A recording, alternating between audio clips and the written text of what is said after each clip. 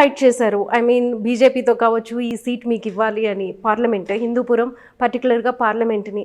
అలానే చంద్రబాబు నాయుడుతో కూడా వెళ్ళి మాట్లాడారు. అసలు ఏం తెలిసింది, ఎందుకు మీరు వాళ్ళతో అంటే ఇది చేసి పోటీ చేయాల్సి వచ్చింది ఒక రెబల్ క్యాండిడేట్? మీకు ఒక్కటి అర్థం చేసుకోండి అమ్మా, బీజేపీ వాళ్ళతోటి నేను మాట్లాడినప్పుడు వాళ్ళు స్పష్టంగా మీకే సీటు కేటాయించాలని మేము టిక్కు పెట్టాము, మీ పేరు మీద టిక్కు పెట్టాము అనేటువంటిది నాకు పైనుంచి నాకు వచ్చిన ఇన్ఫర్మేషన్, పక్కా ఇన్ఫర్మేషన్. ఇక్కడ కేవలం బాలకృష్ణ గారి యొక్క మాట పట్టుకుని, లోకేష్ గారి మాట పట్టుకుని చంద్రబాబు నాయుడు గారు నిస్సహాయతని వ్యక్తం చేశారు. ఆయన స్వయంగా చెప్పారు, నేనేమీ చెయ్యలేకపోతున్నాను, మీరనేది అక్కడ గెలుస్తారు తప్పక, ఓపెన్గా చెప్పారు ఆయన. అక్కడ టీడీపీ క్యాండిడేట్, ఎంపీ క్యాండిడేట్ ఒక బలమైన క్యాండిడేట్ కాదు, అయినా కూడా మాకు తప్పని పరిస్థితి. ఓపెన్గా ఒప్పుకుంటే నేనేం చెప్పాలి చెప్పండి? నేను స్పష్టంగా మాట్లాడుతున్నాను మీతో, నేనేమి ఎడమరికలు లేవు, కాబట్టి వేరే మార్గం లేదు. ఇంకా మీరు చెప్తున్నారు, చంద్రబాబు నాయుడు గారు కూడా చెప్పారు నేనేమి చేయలేను, నా చేతుల్లో లేదని. కానీ సెంట్రల్ బీజేపీని కాదని వీళ్ళు నిర్ణయం తీసుకోగలరా మీకు ఇవ్వకుండా? ఎందుకు అంటే వీళ్ళే తాపత్రయపడ్డారు. మనం చాలా చూసాము న్యూస్లో కానీ ఏదైనా వీళ్ళు వెళ్ళి కలవడానికి కానీ బీజేపీతో. చిన్న మాట చెప్తాను, మీరు అలా అంటున్నారు కదా, సపోర్ట్ తీసుకోవడానికి అనపర్తి సీటు ఉంది. అనపర్తి సీటు బీజేపీకి సంబంధమే లేదు. బీజేపీ అడుగుతుందా? అడగదు. పోనీ బీజేపీకి ఇచ్చారనుకోండి, బీజేపీ పెట్టిన కార్యకర్తని ఆయన ఉపయోగపడటని చెప్పి మళ్ళీ టీడీపీలో ఉన్నటువంటి వ్యక్తి ఎవరైతే ఆ సీటు ఆశించారో, ఎవరికైతే ఆ సీటు వెళ్ళాలో ఆ వ్యక్తిని తీసుకొచ్చి బీజేపీలో పెట్టి సీట్ ఇప్పించారు. అసలు ఇది ఏం జరుగుతుంది? అంటే బీజేపీ అంత అసమర్థతగా ఉందా అలయన్స్లో? వాళ్ళు వదిలేశారమ్మా, వాళ్ళు they don't want to poke their nose. వాళ్ళకి 29 రాష్ట్రాల్లో 543 ఎంపీ స్థానాల్లో వాళ్ళకి ఇప్పుడు ఆంధ్రాలో పోక్ చేసి ఎంత కెలుక్కుని మొత్తం మిగతావన్నీ పాడు చేసుకునే టైం లేదు వాళ్ళు. మీరు ఒక్కటి అర్థం చేసుకోండి, బీజేపీ ఇక్కడ ఎలా ఉందనంటే, ఓకే చంద్రబాబు నాయుడు పొత్తులో భాగంగా వచ్చాడు, ఆయన ఏమన్నాడు, ఒక్క ఆలోచన చెప్పాడు, నేను నడిపిస్తాను వ్యవహారము, ఈ కూటమి యొక్క వ్యవహారం నేను నడిపిస్తానని. మీరు ఆలోచన చేస్తే బీజేపీలో ఉన్నవన్నీ టీడీపీలో నుంచి వచ్చిన తలకాయలే, జనసేనలో ఉన్నవన్నీ టీడీపీలో నుంచి వచ్చిన తలకాయలే 90%. మరి ఇది ఎవరి చేతుల ద్వారా నడుస్తూ ఉంది? నిన్నటికి మొన్న బీజేపీ నాయకుడు ఎడ్లపాటి రఘునాథ్ గారు కూడా ఆయన అన్నారు, మీరు ఏం చేశారు, మొత్తం టీడీపీని తీసుకొచ్చి బీజేపీలో పెట్టి సీట్లు ఇప్పించుకున్నారు. బీజేపీ కార్యకర్తలకు ఎవరికి వచ్చాయి? బీజేపీ అసలైన బీజేపీ నాయకులకి ఎవరిచ్చారు? ఎక్కడున్నారని అడిగారు కదా. స్టేట్లో బీజేపీనే లేనప్పుడు కార్యకర్తలు కానీ లేకపోతే నిల్చోబెట్టి గెలిచే సామర్థ్యం ఉన్న లీడర్స్ లేరు కాబట్టి టీడీపీ వాళ్ళని తీసుకొచ్చుకుని పెట్టుకోవాల్సి వచ్చింది, పర్టికులర్గా పార్టీలో జాయిన్ చేసి మరి అని చెప్పి కూడా చర్చ జరుగుతుంది. స్టేట్ అంతా పక్కన పెడతాం, పరిపూర్ణానంద్ ఇక్కడ గెలుస్తాడని తెలిసి ఎందుకు ఇవ్వలేదు సీటు చెప్పండి? నాకు ఇంతమంది కార్యకర్తల గణం అంటే నేను ఎంత ధైర్యంగా ఒంటరిగా నేను బరిలో దిగి నేను అగ్గిపెట్టి గుర్తు తెచ్చుకొని ఈరోజు అగ్గిపెట్టి గుర్తుకు ఓటేయాలని నేను ఇంటింటికి తిరుగుతున్నాను. నా వెనక ఇంతమంది కార్యకర్తలు నిర్మాణం అయ్యారు. ఇంత బలమైన అభ్యర్థిని ఎందుకు టీడీపీ తోసిపుచ్చుకుంది?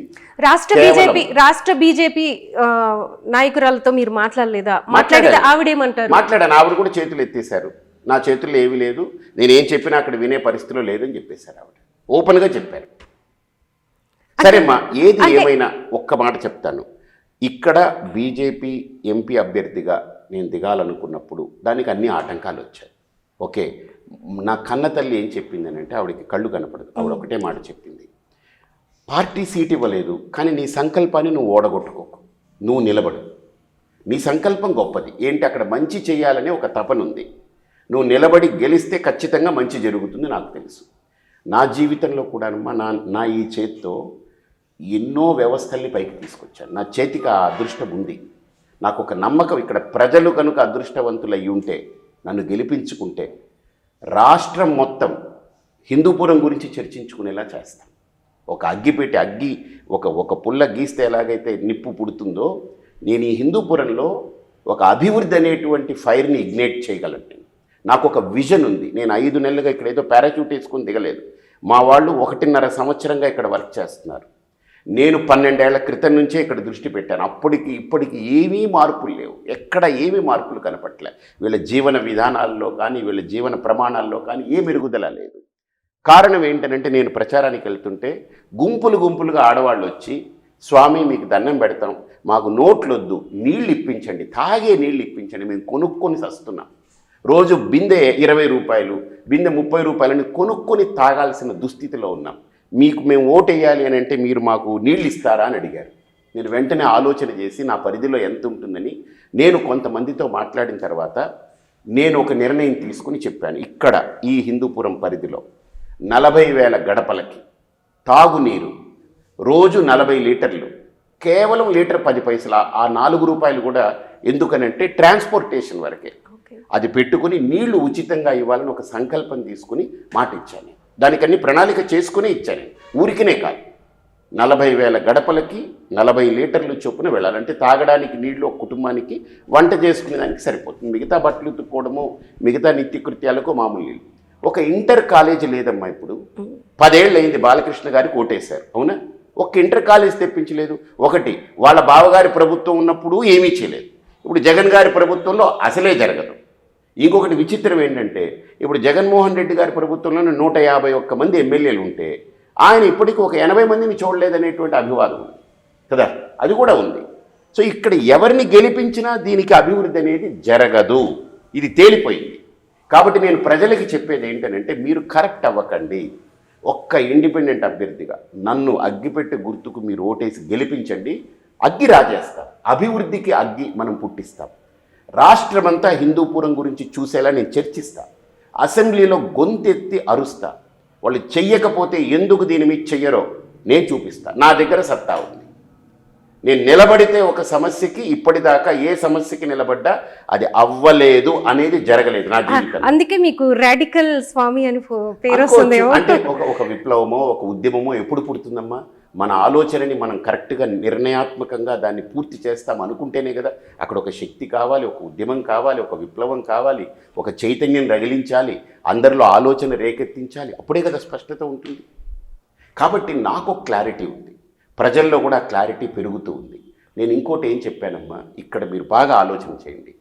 రాజకీయం అంటే ఆషామాషీ వ్యవస్థ కాదు. ఈరోజు ఏదో ఓట్లు వేయించుకుని డబ్బులు ఇచ్చేసి పదవులు తీసుకుని మనం చేతులు ఊపుకుంటూ తిరిగేది కాదు. రాజకీయం అంటే 5 ఏళ్ళు, అంటే 60 నెలలు మనకు ప్రజలు మీరు మా కోసం నిలబడి ఏదైనా చెయ్యండి అని వాళ్ళు ఎండల్లో నిలబడి ఓట్లేస్తారు మనకు.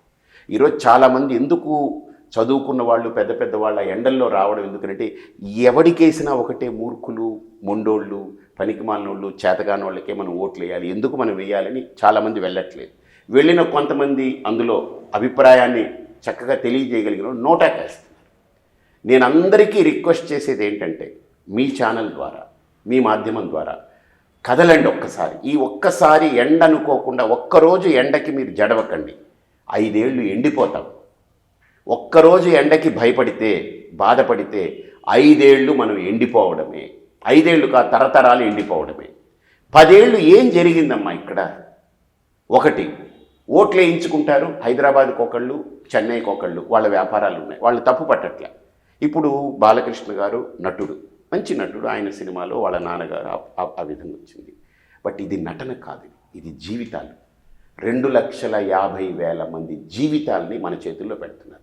ఓట్లు వేసిన వాళ్ళు సగం ఉండొచ్చు, ఓట్లు వేయని వాళ్ళు ఉండొచ్చు, మనకు ప్రత్యర్థులకు ఓట్లు వేయచ్చు, వేరే అభ్యర్థికి, లేదా ఓటే రాని వాళ్ళు ఉండొచ్చు, చిన్నపిల్లలు ఉండొచ్చు, ముసలోళ్ళు ఉండొచ్చు. వాళ్ళ జీవితాలు మన చేతిలో పెట్టారు. మన చేతిలో జీవితాలను పెట్టినప్పుడు నేను అక్కడుండి, ఇప్పుడు నేను ఒక బస్సు ఎక్కాను, డ్రైవర్ ఉన్నాడు అనుకోండి, ఆ డ్రైవర్ ఎక్కడో ఇంట్లో ఉంటాడు, మీరు బస్సు ఎక్కేసి వెళ్ళిపోండి అంటే నేను స్టార్ట్ చేసి ఇంజన్ స్టార్ట్ చేసి వదిలేస్తాను, మీరు బస్సులో ఎక్కేయండి అని అంటే అది ఎలా కుదురుతుంది? కాబట్టి ఇక్కడే ఉండాలి. One should drive the constituency. ఇక్కడ నిలబడాలి, ఇక్కడ జరిగే అన్యాయాల్ని నిలదీయాలి, ఇక్కడ జరిగే అక్రమాల్ని అణిచివేయాలి, ఇక్కడ జరిగే దుర్మార్గాల మీద చట్టం సరిగ్గా ప్రయోగం చేయాలి, ఇక్కడ జరగాల్సినటువంటి పనులు జరగకపోతే దాన్ని నిలబడి చేయించాలి. ఇక్కడ మీరు 1 ఇయర్ నుంచి 1.5 ఇయర్ నుంచి వర్క్ చేసుకుంటూ వస్తున్నారు. మీరు కాకినాడలో ఉంటారు, సో అక్కడ శ్రీపీఠం ఉంది. మీరు కూడా అప్పుడు వస్తూ పోతూ ఉండాల్సిందే కదా, వీళ్ళని ఎలా అనగలుగుతాం? కాకినాడకి వెళ్ళాను కాబట్టి కాకినాడ అయింది.